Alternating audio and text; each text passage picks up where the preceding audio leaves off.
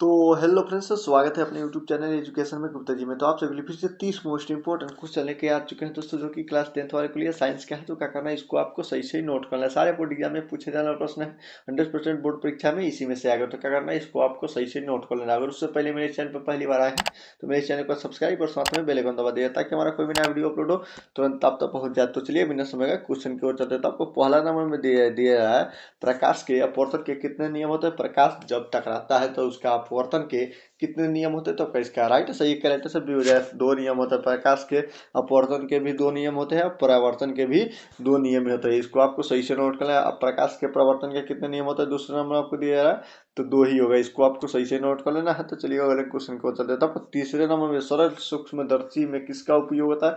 सरल सूक्ष्मदर्शी में किसका उपयोग होता है। तो आपका इसका राइट तीन के राइट आंसर डी हो जाए। उत्तल लेंस का उपयोग होता है सरल सूक्ष्मदर्शी में। इसको आपको सही से नोट कर लेना है।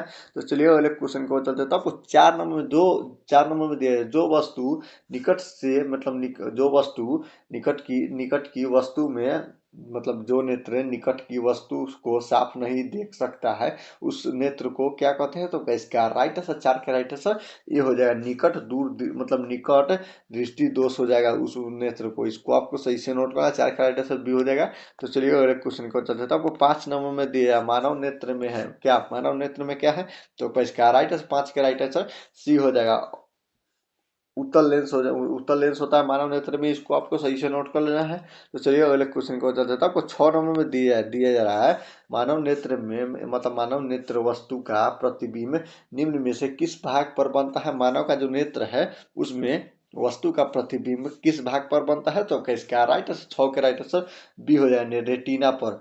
मानव नेत्र के जो है उस मतलब प्रतिबिंब किस भाग पर बनता है, तो रेटिना पर बनता है मानव नेत्र में। इसको आपको सही से नोट कर लेना है। वस्तु का प्रतिबिंब किस भाग पर बनता है, तो रेटिना पर बनता है। इसको आपको सही से नोट कर लेना है। तो चलिए अगले क्वेश्चन को चलते हैं। तो आपको 7 नंबर में लघु पतन के समय परिपथ में विद्युत धारा का मान कितना होगा। तो जब लघु पतन के समय में परिपथ में विद्युत धारा का मान कितना होगा। तो इसका राइट आंसर 7 के राइट आंसर ये हो जाएगा, बहुत अधिक हो जाएगा। इसको आपको सही से नोट कर लेना है। तो चलिए अगले क्वेश्चन को चलते हैं। आपको 8 नंबर में किस बल्ब में 220 वोल्ट पर 2A की धारा प्रवाहित होती है, जो मतलब होती है, तो फिलामेंट की प्रतिरोध क्या होगा। तो जब जब 220 वोल्ट पर 2A की धारा प्रवाहित होगी तो उसका फिलामेंट का प्रतिरोध क्या होगा। तो इसका राइट आंसर 8 का राइट आंसर भी हो जाएगा, 110 वाट हो जाएगा। इसको आपको सही से नोट कर लेना है। तो चलिए क्वेश्चन को चलते हैं। तो आपको 9 नंबर में आर ओम प्रतिरोध वाले एन प्रतिरोध का समानांतर क्रम में जोड़ने पर तुल्य प्रतिरोध क्या होगा। तो इसका राइट आंसर 9 का राइट आंसर ये हो जाएगा, एन मतलब एन आर हो जाएगा, एन आर हो जाएगा। इसको आपको सही से नोट कर लेना है। 9 का राइट आंसर ये हो जाएगा।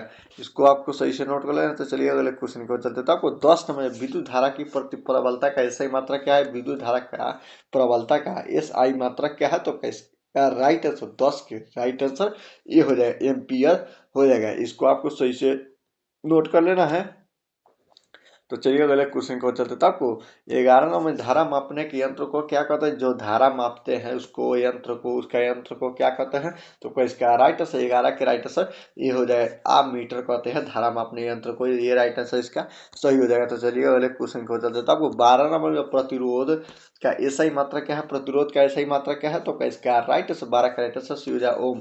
प्रतिरोध का एसआई मात्रक ओम हो जाएगा, सी राइट आंसर इसका सही हो जाएगा। तो चलिए अगले क्वेश्चन को चलते हैं। तो आपको 13 नंबर दिया जा रहा है, पवन विद्युत जनित्र मतलब जनित्र में पवन की धारा चाल कम से कम कितनी होनी चाहिए। तो इसका राइट आंसर 13 का राइट आंसर ये हो जाएगा, 15 किलोमीटर प्रति घंटा के रफ्तार में पवन विद्युत जनित्र का चाल होना चाहिए, कम से कम 15 किलोमीटर प्रति घंटा के रफ्तार में।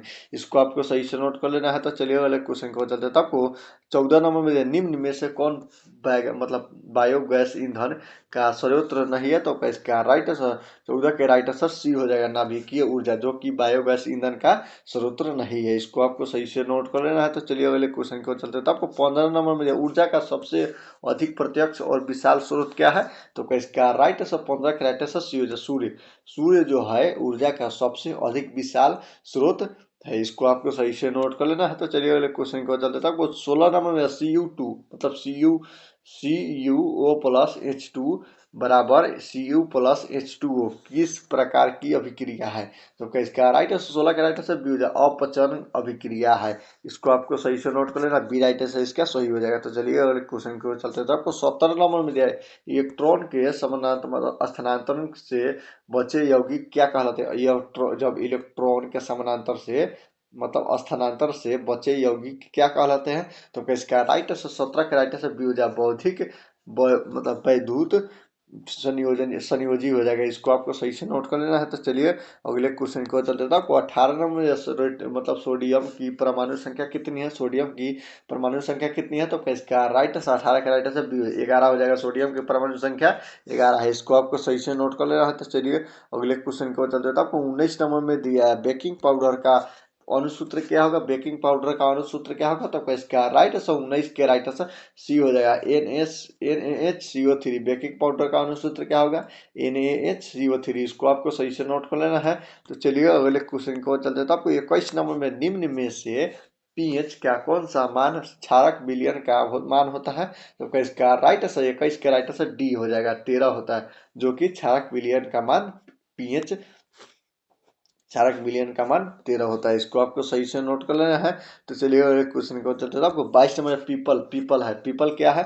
तो मतलब पीतल क्या है? तो इसका राइट आंसर 22 के राइट आंसर सी हो जाएगा, मिश्र धातु है पीतल। इसको आपको सही से नोट कर, सी राइट आंसर इसका सही हो जाएगा। तो चलिए अगले क्वेश्चन को चलते हैं। आपको 23 नंबर में दिया जाए, निम्न में से कौन मतलब अधिक यौगिक है दोस्तों? निम्न में से कौन आयनिक यौगिक है? तो इसका राइट आंसर 23 के राइट आंसर सी हो जाएगा, NaCl मतलब NaCl2। इसको आपको सही से नोट कर लेना, सी राइट आंसर इसका सही हो जाएगा 23 का। इसको आपको सही से नोट कर लेते। तो चलिए अगले क्वेश्चन को चलते हैं। आपको 24 समझने में कौन सा पदार्थ ऑक्सीजन से संयोजित नहीं करता है? तो इसका राइट आंसर 24 का राइट आंसर बी हो जाएगा, गोल्ड। गोल्ड ऑक्सीजन से संयोजित नहीं करता है, बी राइट आंसर इसका सही हो जाएगा। तो चलिए अगले क्वेश्चन को चलते हैं। आपको 25 नंबर में सरल मतलब सरलतम मतलब का हाइड्रोकार्बन है, सरलतम हाइड्रोकार्बन क्या है? तो इसका राइट आंसर 25 के राइट आंसर ये हो जाएगा, मीथेन हो जाएगा, सरलतम हाइड्रोकार्बन। इसको आपको सही से नोट कर लेना, ये राइट आंसर इसका सही हो जाएगा। तो चलिए अगले क्वेश्चन को चलते हैं। आपको 26 नंबर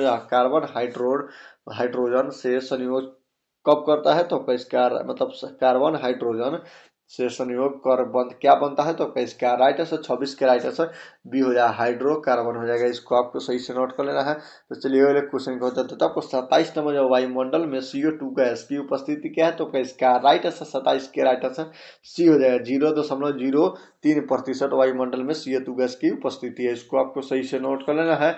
तो चलिए अगले क्वेश्चन को चलते हैं। तो आपको 28 नंबर में दिया है, ओजोन के एक अणु में ऑक्सीजन की परमाणु की संख्या कितनी होती है? तो इसका राइट आंसर 28 के राइट आंसर सी हो जाएगा। इसको आपको सही से नोट कर लेना है, 3 होती है। तो इसको आपको सही से नोट कर लें। तो चलिए अगले क्वेश्चन को चलते हैं। आपको 30 नंबर में अपवर्तन सारणी में कितने अपवर्तन होते हैं? मतलब आवर्त सारणी में कितने आवर्त होते हैं? तो इसका राइट आंसर 29 के राइट आंसर सी 7 होते हैं। आवर्त सारणी में कितने आवर्त होते हैं?